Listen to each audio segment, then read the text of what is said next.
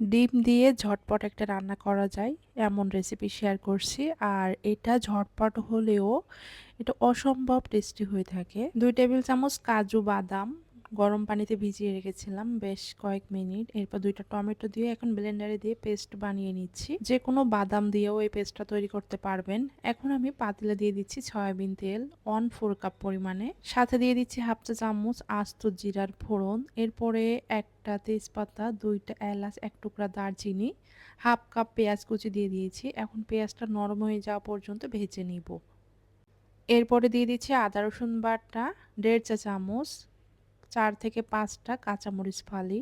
এরপর আবার একটু মিশিয়ে নিচ্ছি। আর এগুলো যেন পুড়ে না যায় সেদিকেও খেয়াল রাখতে হবে।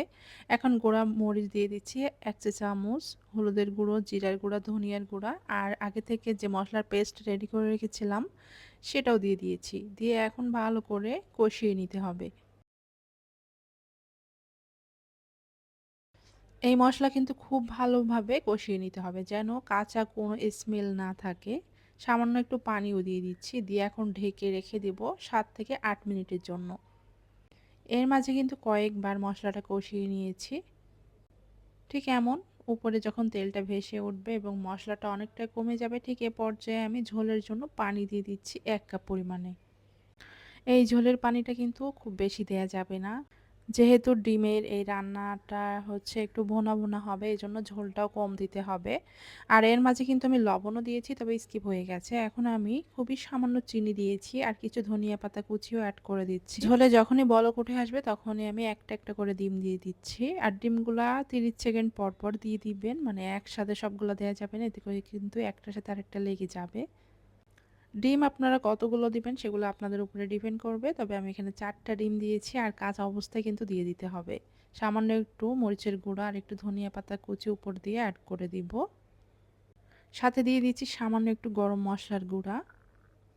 চুলা আঁচটা একদমই লোতে রেখে ঢেকে রেখে দিব আমি 5 থেকে 6 মিনিটের জন্য।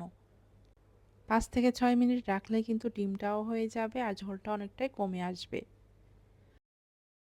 ডিমের এই রান্নাটা সাদা ভাত কিংবা পোলাওয়ের সাথে খেতে অসম্ভব টেস্টি হয়ে থাকে।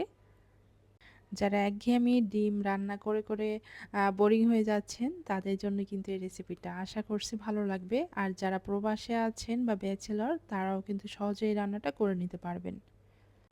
আমি কিন্তু চুলাটা বন্ধ করে দিয়েছি আর এটার কালারটা অসম্ভব সুন্দর এসেছে। এছাড়াও বাসায় যেদিন মাছ মাংস না থাকে সেদিনও কিন্তু এই রেসিপিটা আপনাদের জন্য সেরা। গরম ভাতের সাথে ডিমের এই রান্নাটা হলে তো আমার কিছুই লাগবে না। আর ঝটপটভাবেও হয়ে যায়। আশা করব রেসিপি ভালো লেগেছে। ভালো লেগে থাকলে শেয়ার করে দিবেন।